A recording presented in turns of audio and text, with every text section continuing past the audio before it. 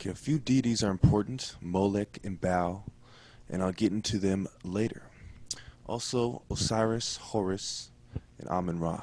Now, whites long ago, the Greeks specifically, used to go to Egypt and learn, including Herodotus. They used to travel down the rivers, the many rivers they have there, and they would get as far as they could inland, and they would notice as much as they could, and they would learn from them, and they would trade with them. Okay? Now, Alexander the Great even laid in a sarcophagus for 3 days and 3 nights in Egypt. So, and this is well recorded in history as well. So there is obvious connections of white people stealing black ideas. Okay, Egypt is a Greek word meaning black.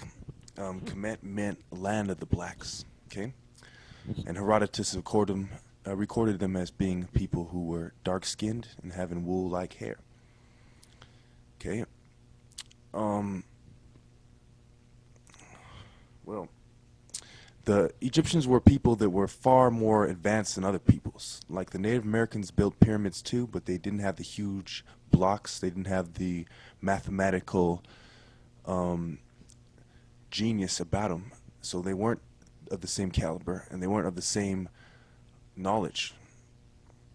And they weren't as old even. So we look at this ancient empire as the king of other empires that taught the other ones how to kind of have their own empire and how to do it right. And other people would go there and marvel at the pyramids, marvel at the temples, the sun temples, and the different gods' temples, and they would envy the Egyptians. And the Persians would eventually invade them in the BC. And in BC and during the foreign period, the Romans and the Greeks would also invade for a while. And then finally the Arabs, after Islam, invade in the 7th century. And this is why Egyptians are Arab-like to this day. Now you see in the Sudan that Arabs are killing off blacks just like they did in Egypt, because this is part of not only conquest for Islam, but conquest for the Arab people. But they want to cover up the fact that these people were black and not Arab. That the blacks migrated west as the Arabs invaded from the east. And a lot of the real descendants of the ancient Egyptians are the people of West African and Central African countries for that reason. So let us get into more the Greeks specifically. You had Socrates and Plato and all these so-called great minds, but I would argue that they were in secret societies that took ideas from the secret societies and merely made them public. And a lot of them were writing books and poems based on ideas they had learned from their contact with the ancient mystery schools, okay, which would evolve into the secret societies. So that's why I call them secret societies. The ancient Egyptians themselves also called themselves KM or Kam'al, which meant black people or black god people. Now, we have to realize also that a lot of their religious stories come from ancient Egypt. You know, Jesus comes from the story of Horus and Osiris and Isis. Okay, that's why you have Genesis, the genes of Isis. Okay, well, when you look deeply into the Egyptians and to the Jews, the Jews learned a lot from them. So basically we have this migration of people toward Africa, and we have the African knowledge leaving Africa with them as they're expelled, and then they take credit for it for themselves, and they remake the deities to white deities. Okay. For example, in ancient Babylon, you had these gods that were these African people that brought these gods to the Middle East. You know, like Nana, the god of the moon. You know, Utu, god of the sun, etc. Okay, and Nimrod, you know, is Noah's grandson. He's the one who founded Babylon. So you have all these black people with these spiritual ideas coming, and then you have these white people with bad intentions starting to steal them. And now the ancient mystery schools are turning into secret societies, and now they have a white twist to them. And the knowledge is not being used to help mankind or to have a righteous king. The knowledge is used to promote the secret society's will on earth, and they keep it from the people, and instead of giving it to the wise, they give it to the wicked people. So then, of course, Alexander the Great, after he laid in the sarcophagus in Egypt, he ends up dying in Babylon. Okay, that's where he died. So you see this, all their great generals and stuff from the old times were in mystery schools, and they learned these type of things from the blacks, Africans.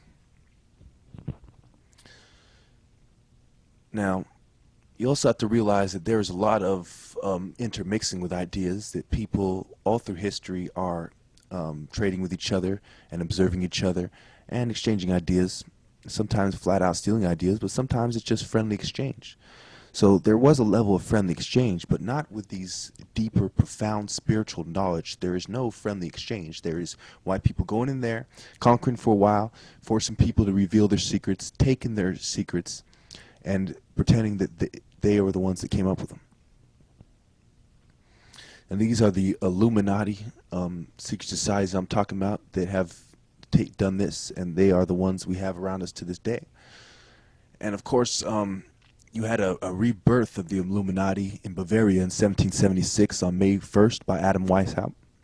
Okay, but I'll get into that on my next video because I'm running short on time on this one. Well, what we see also is the astrology that comes from Africa. The pyramids lined up with the 3 stars on Orion's belt. You see that this comes from Africa, and these ideas of astrology and telling stories based on the stars comes from Africa. And you see that this idea is another idea that's getting stolen as it migrates to the East, to the Middle East, the Far East, and to Europe, etc. And then Western culture is nothing but stolen ideas from ancient African culture with a white man's twist. And then the white man's twist can be quite sinful and deadly at many times. Now, I do not consider myself a racist, but I consider myself as somebody who points out the facts. And these are the facts, that these people have stolen these ideas. Okay? You even look at the idea that the Freemason itself means sons of light. Who are the people of the light? Well, the Egyptians are people who are the light, who became dark because the light shone on them. Because light shines on them so much. Okay, excuse me. So the Illuminati, the light bearers, and Adam Weishaupt admitted that the term referred to Lucifer in secret. But in public, he would say that it simply meant intellectual ones, enlightened ones. But in secret, he says, we are the light bearers of Lucifer. And he made that known to his secret groups. And you also see people exposing that they found documents from Russians during the time of Stalin and later, where you see Illuminati stamps being used. And they talk about subversive methods of controlling the world, and they talk about infiltrating other governments, etc. But I'll get into that more in my next video.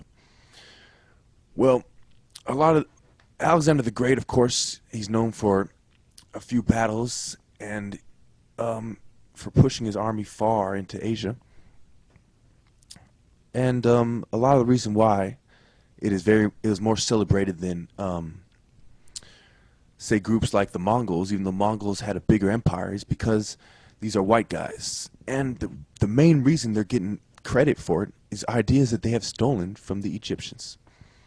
And it is quite sad that the white people have stooped so low as to steal ideas and not give credit to the rightful person. And then they turn around and make it such importance to them that people put their sources in the back of their book. Well, the original plagiarism has been done by you, Mr. White Man, and we are still waiting for your apology.